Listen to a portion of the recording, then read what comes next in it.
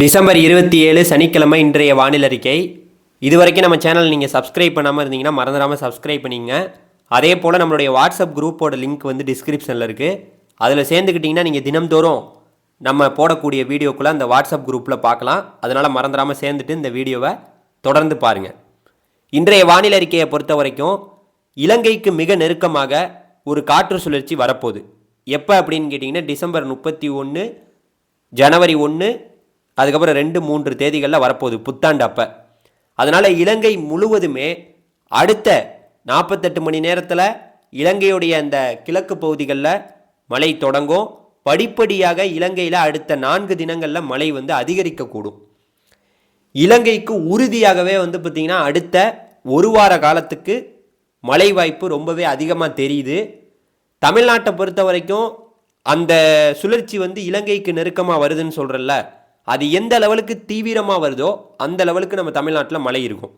தமிழ்நாட்டில் உறுதியாக வரப்போகிற டிசம்பர் 31 ஜனவரி 1, 2, 3 இந்த நாட்களில் வானம் மேகமூட்டத்துடன் காணப்படும். குறிப்பாக டெல்டா மாவட்டங்கள், தென்கடலோர மாவட்டங்களில் ஆங்காங்கே தூறல் சாரல் மழையெல்லாம் இருக்கும். மேற்கு தொடர்ச்சி மலையோரங்கள், கோயமுத்தூர் உள்ளிட்ட நீலகிரி உள்ளிட்ட அனைத்து பகுதிகளிலையும் லேசான தூறல் சாரல் மழையெல்லாம் இருக்கும். இப்படி தான் வானிலை வந்து அமையப்போகுது. குறிப்பாக வந்து பார்த்திங்கன்னா இப்போ இலங்கைக்கு மீண்டும் ஒரு நல்ல மழை பெய்வதற்கான வாய்ப்புகள்லாம் தென்படுது.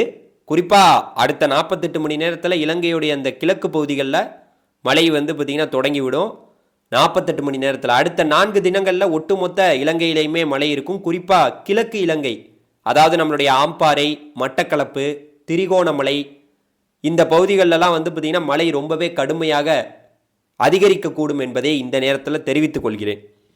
இலங்கையில் வாழக்கூடிய மக்களே, நம்மளுடைய வானிலை செய்திகளை நீங்கள் உடனுக்குடன் எப்போவுமே பார்த்துட்டு தான் இருக்கீங்க. இப்போ டிட்வா புயலை பார்த்தோம். அதுக்கப்புறம் வந்து இலங்கைக்கு இப்போ மீண்டும் ஒரு மிகப்பெரிய மழை பெய்வதற்கான வாய்ப்புகள்லாம் அமைஞ்சிருக்கு. ஆனால் நீங்கள் நினைக்கிற மாதிரி ஒரு சேதம் கொடுக்குற அளவுக்கு ஒரு தீவிரமான நிகழ்வு கிடையாது. அது வந்து ஒரு கடுமையான தீவிர புயல் டிட்வா புயல். அது மாதிரி ஒரு சேதம் இருந்தது. ஆனால் மழை வாய்ப்பு தெரிகிறது. உறுதியாக அடுத்த 48 மணி நேரம், அடுத்த 4 தினங்களில் இலங்கையில் மழை வந்து அதிகரிக்கக்கூடும் என்பதை இந்த நேரத்தில் தெரிவித்துக் கொள்கிறேன். அதே வேளையில் தமிழ்நாட்டை பொறுத்த வரைக்கும் இந்த சுழற்சி எந்த லெவலுக்கு இலங்கைக்கு நெருக்கமாக வந்து அமைய போதோ, இது இலங்கையுடைய தெற்கு புறத்துக்கு வருது. இலங்கையுடைய வடக்கு புறத்துக்கு வந்துச்சுன்னா நம்ம தமிழ்நாட்டில் மழை வந்து ரொம்பவே அதிகமாக இருக்கும். அது நெருங்க தான் அதனுடைய பாதையை நம்ம சொல்ல முடியும். அதனால் தீவிரமாக இருக்காது. இந்த சுழற்சி வந்து ஒரு சாதாரண சுழற்சி தான். காற்றழுத்த தாழ்வு மண்டலம் புயல் வரைக்கெல்லாம் உருவாகாது. ஒரு சுழற்சியாக, ஒரு சாதாரண சுழற்சியாக ஒரு காற்றழுத்த தாழ்வு பகுதி கூட வருவதற்கான வாய்ப்பு இருக்குது. அதனால் இலங்கைக்கு வந்து பார்த்திங்கன்னா அடுத்த 48 மணி நேரமாக இருக்கட்டும், அடுத்த 4 தினங்களில் மழை வந்து ரொம்பவே கூடுதலாக மாறக்கூடும். இலங்கையில் மழை பெஞ்சிச்சுனாவே அப்புறம் நம்ம தமிழ்நாட்டில் மழை பெய்யாதா? தமிழ்நாட்டில் டெல்டா மாவட்டத்திலேருந்து இந்த பக்கம் வந்து சிவகங்கை, ராமநாதபுரம், அப்புறம் புதுக்கோட்டையில் ஆரம்பித்து இந்த பக்கம் தூத்துக்குடி, திருநெல்வேலி, கன்னியாகுமரி வரை இருக்கக்கூடிய அந்த இலங்கைக்கும் தமிழ்நாட்டுக்கும் இடைப்பட்ட பகுதி தனுஷ்கோடி இந்த ஓரங்களில் மழை எப்படி இல்லாமல் இருக்கும்? மழை இருக்கும். ஆனால் இப்போதைக்கு பார்க்கையில் இலங்கைக்கு மட்டுமே ஒரு தீவிரமான மழை பெய்வதற்கான வாய்ப்புகள்லாம் இருக்குது. பொறுத்திருந்து பார்க்கலாம். இந்த நிகழ்வு மாத இறுதியில் நெருங்க போது. இன்னும் 2-3 நாட்கள் தான். பொறுத்திருங்க, என்ன வானிலை சொல்லுதுங்கிறத பார்க்கலாம். வடகிழக்கு பருவமழை என்பது இந்த வருஷம் தமிழ்நாட்டில் பொய்த்து போச்சுன்னு சொல்லலாம். பெரிய லெவலில் மழையே இல்லையே. நம்ம பெரிய மழையை எதிர்பார்த்தோம். ஆனால் அக்டோபர், நவம்பர், டிசம்பர் இந்த 3 மாதம் முடிய போகுது. ஆனால் இன்னும் பல மாவட்டங்களில், குறிப்பாக தமிழ்நாடு முழுக்கவே -2% வடகிழக்கு பருவமழை குறைவாக தான் பெஞ்சிருக்கு. பல மாவட்டங்களில் பெய்ய வேண்டிய மழை பெய்யலை. சில மாவட்டங்கள், தென் மாவட்டங்கள்லாம் பல இடங்களில் ++ன்னு இருக்குது.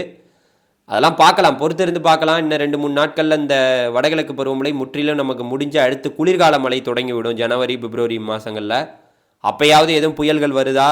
வந்திருக்கு. அது மாதிரியெல்லாம் பொறுத்திருந்து பார்ப்போம். அதனால் விவசாய பெருங்குடி மக்கள், டெல்டா மாவட்ட மக்கள் நல்லா தெரிஞ்சுக்க வேண்டியது, இலங்கைக்கு மழை வரப்போகுது. அப்போ நமக்கு வந்து மழை உறுதி. ஆனால் தூறல் சாரல் மழையாக தான் இருக்கும். அது நெருங்குறதை பொறுத்து இருக்க. அடுத்தடுத்த நாட்களில் இதனுடைய அறிக்கையை நான் சொல்கிறேன். குறிப்பாக இலங்கைக்கு நல்ல மழை பொழிவு உறுதியாகவே இருக்கும் என்று சொல்லிவிட்டு விடைபெறுகிறேன். தொடர்ந்து நம்மளுடைய சேனலை சப்ஸ்கிரைப் பண்ணி சப்போர்ட் பண்ணுங்கள். நம்ம வாட்ஸ்அப் குரூப்பில் சேர்ந்து வீடியோக்களை பாருங்கள். நன்றி, வணக்கம். நன்றி.